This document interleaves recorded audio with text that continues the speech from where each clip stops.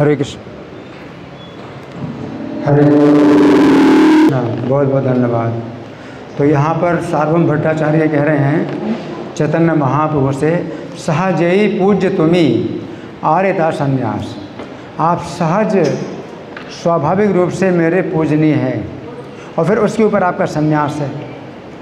अतएव हंग तुम्हार आमी निज दास, इसलिए मैं आपका जो है आप निजी सेवक बनना चाहता हूँ।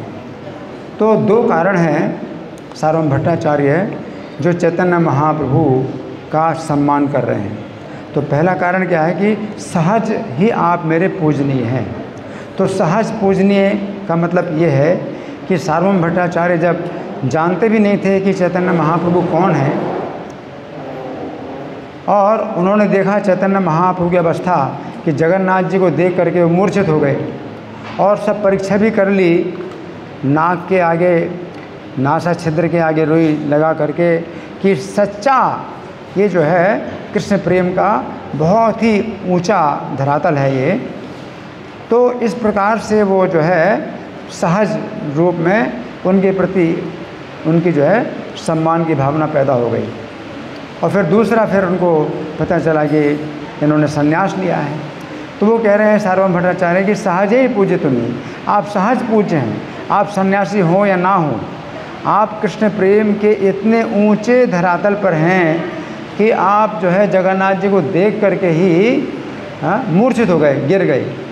और वो मूर्छा जो है ऐसी मूर्छा नहीं थी कि कोई मतलब ऐसा बनावटी हो, किसी प्रकार की बनावटी मूर्छा नहीं है।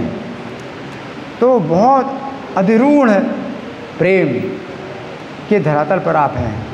तो सार्वभौम भट्टाचार्य जो है ये जो प्रेम के लक्षण हैं उनका अच्छी प्रकार से उनको ज्ञान था।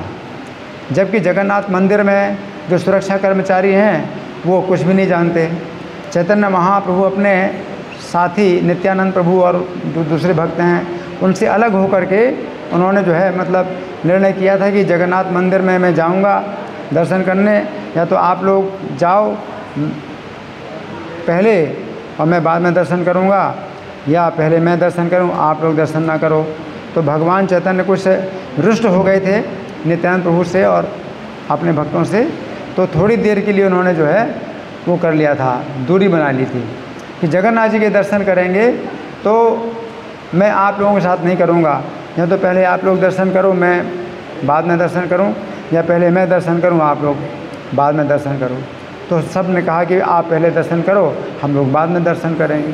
तो अब चैतन्य महाप्रभु बिल्कुल अकेले और जगन्नाथ मंदिर में जा कर के और दौड़े आलिंगन करने के लिए और गिर गए और मूर्छित हो गए।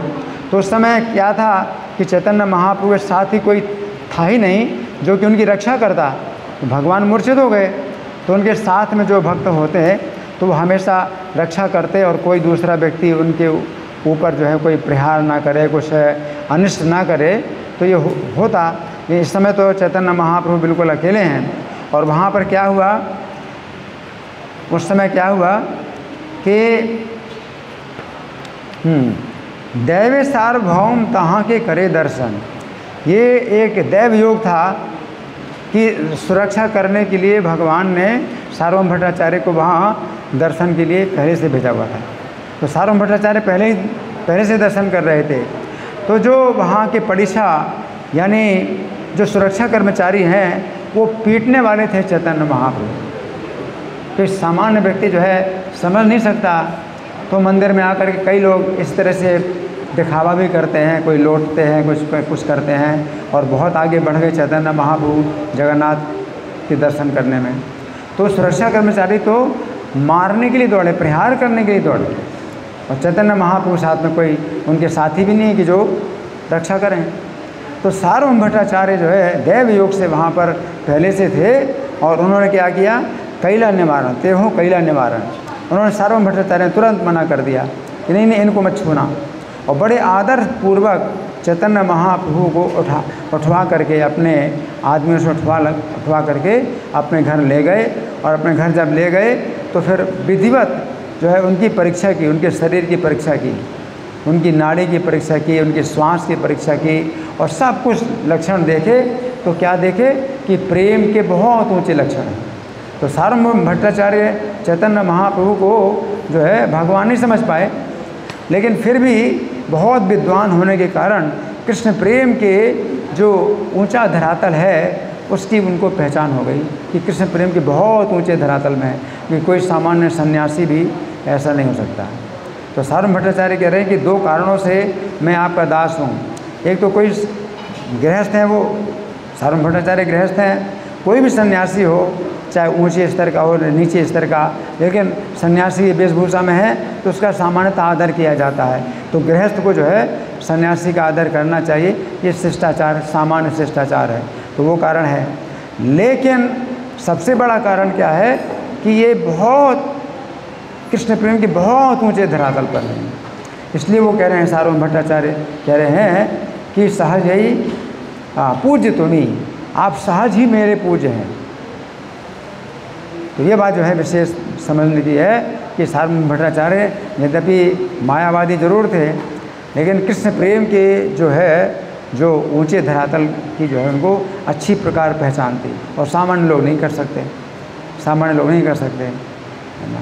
तो इस तरह से जो है हमें समझना चाहिए कि सार्वभौम भट्टाचार्य के ऊपर भगवान की कृपा हुई, और सबसे बड़ा कारण यही था कि वो कृष्ण प्रेम के ऊंचे धरातल का जो है असली पहचान करते, असली पहचान देते। सामान्यतः लोग सहज जो सहजिया होते हैं वैसे दिखाते हैं, दिखावा करते हैं, ज़मीन में लौटेंगे या जो है आंसू बहाएंगे या मूर्छित हो जाएंगे, तो उनकी मूर्छा भी जो है बनावटी होती है, आंसू बहाते वो भी बनावटी होते हैं, तो हर कोई नहीं समझ पाता।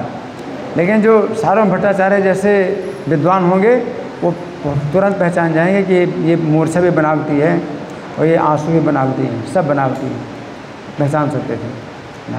तो इसलिए दो कारणों से सार्वभौम भट्टाचार्य उनको जो है आत्मसमर्पण कर रहे हैं कि मैं जो है आपका निजी दास बन गया, आपका निजी दास बन गया, है ना। तो यहाँ पर ये बात समझने की है। प्रभुपाद बताते हैं कि गृहस्थ का जो है सामान्य शिष्टाचार है, सन्यासी का सम्मान करे।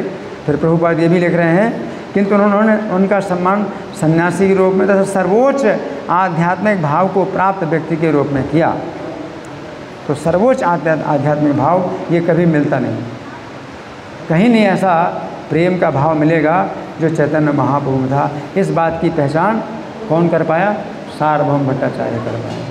ये भी बहुत बड़ी बात है। हरे कृष्णा।